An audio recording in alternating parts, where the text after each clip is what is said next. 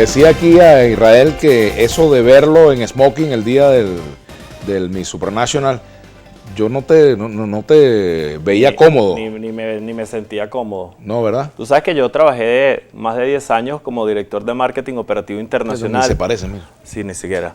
Para la industria farmacéutica, y trabajé 10 años así, hasta que un día dije, yo necesito un trabajo que tenga 3 cosas, ¿no? Que me pueda despertar a la hora que me dé la gana, que me pueda vestir como me dé la gana, y que mis hijas sepan lo que hizo su papá, pero que nadie se lo contara, sino que lo leyeran en Google. Esas fueron mis 3 premisas para hacer algo que me gustara y sobre todo que fuese trascendente. Que no puedan contar la historia del marketing digital sin contar la mía, les guste o no.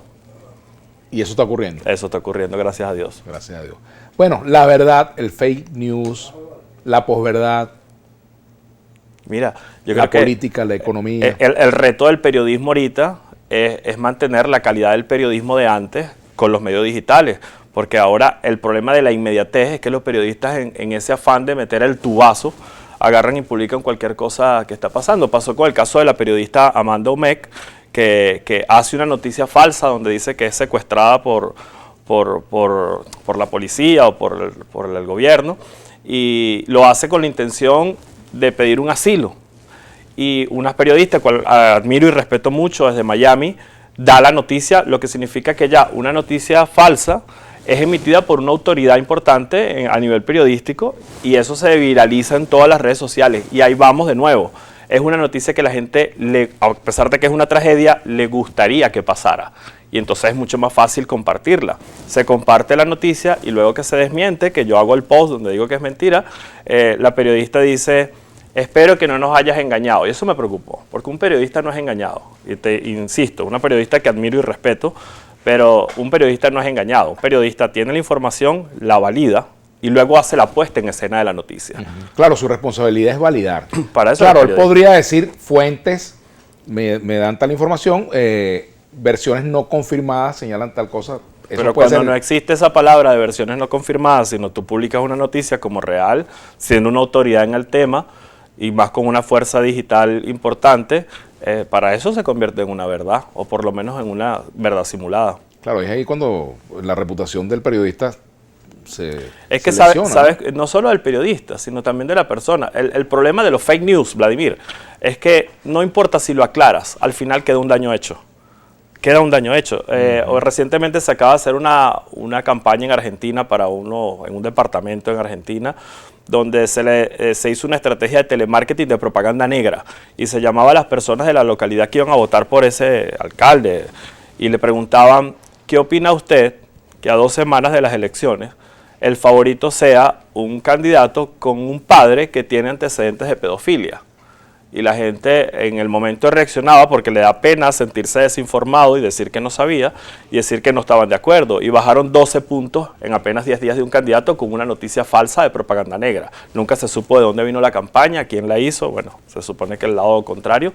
Pero al final imagínate el impacto que puede tener inclusive sobre el votante. Los electores y los políticos están en una nueva era, y no se trata de edad. La nueva era significa de entendimiento. Si tú entiendes lo que está sucediendo hoy en las redes sociales, tú perteneces a la nueva era. Y eso lo que ha sucedido es que no le ha dado tiempo a los políticos. ¿Y cuáles son las claves para entender lo que pasa en las redes sociales, en ese mundo? Involucrarte y sobre todo tener coherencia a la hora de emitir y de consumir información. Yo no puedo tratar de controlar la información que se emite, pero sí puedo enseñar y educar a que la gente sepa consumir la información. Yo por lo menos puedo creer lo que tú dices, tienes un nombre, un apellido, una trayectoria, pero tal vez no compartir lo que hace una cuenta anónima, o saber si de repente la opinión es sesgada, validarlo inclusive aunque venga de una persona. Y esto, Vladimir, ha hecho que el nuevo político no tenga tiempo para madurar. Son jóvenes políticos, inclusive se han convertido en viejos ya, siendo muy jóvenes, porque no solo tienen que ser políticos, tienen que ser líderes, tienen que ser estrategas, tienen que ser influencers. Y todo esto ahora lo lleva a una palabra, el ego, porque se convierten en egocéntricos. Los políticos de ahora tienen el ego de un artista. Piensan, quizás por ello, muchos pueden pensar más en sí mismos que en el pueblo que dicen representar. Y es hasta normal, Vladimir. Estamos descubriendo cómo hacer política. El nuevo votante está aquí. Antes estaba en estrategia de padrón electoral y de todo este tema de cómo se hacían las campañas políticas antes. Ahora el elector y las elecciones se ganan aquí. Lo acaba de hacer el país más importante del mundo y el presidente más poderoso del mundo, Trump, con una estrategia de Cambridge Analytica que compró una data de Facebook donde tenía 5.000 puntos de contacto de toma de decisión y pudieron segmentar propagandas pero diseñadas para el comportamiento de cada elector, que de todas las encuestadoras, una sola en Nueva York de unos jóvenes de 21 años fueron los que dieron la tendencia de lo que iba a suceder. Nadie creía lo que estaba pasando y ganaron unas elecciones en el mundo digital. Ahora, fíjate, ahí también está de por medio algo que tú manejas muy bien, que es el daño reputacional.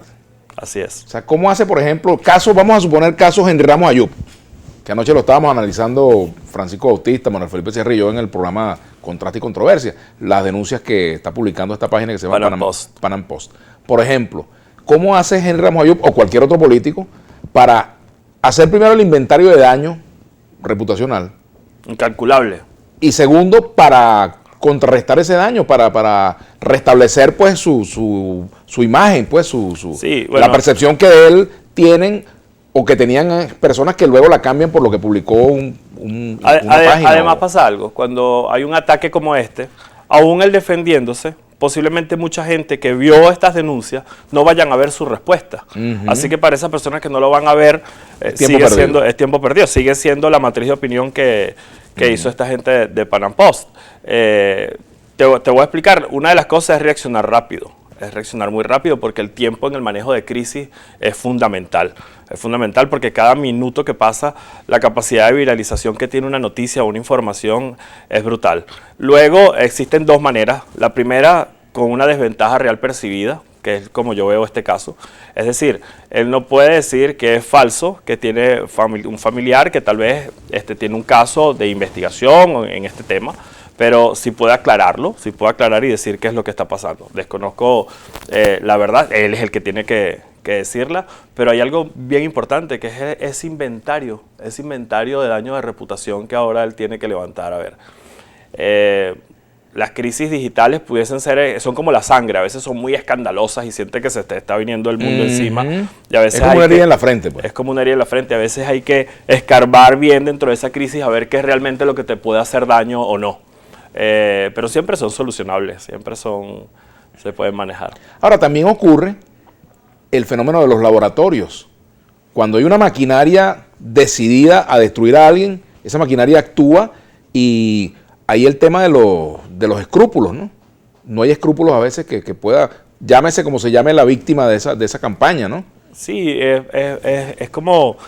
Esto ha existido siempre. Antes existía en los medios tradicionales como el periódico, que eran estos grandes laboratorios públicos, donde un periódico era capaz de hacer que un candidato ganara o no. O que una pasta de dientes perdiera su clientela. O que una marca perdiera su prestigio o su clientela. Hoy sucede en las redes. El tema está en que ahora se está haciendo la contraparte. Como existen laboratorios para atacar, existen empresas que se encargan de limpiar reputación o de contrarrestar este tipo de ataques, solo que es tan nuevo y con tantas cosas que descubrir que la gente no sabe qué hacer y funciona exactamente igual. El problema es que las redes sociales están sacando lo mejor y lo peor del periodismo. Lo mejor porque obviamente hay una apertura de información, una competitividad tremenda. Antes eran 5 nombres, hoy existen un montón de gente que la gente respeta y quiere seguir en redes sociales, pero como te decía al principio, este afán y esta velocidad por dar una noticia o por dar un tubazo ha hecho que posiblemente estés más desinformado que informado.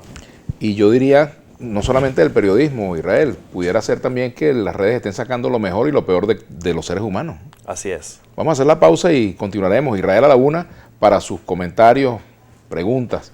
Ya venimos.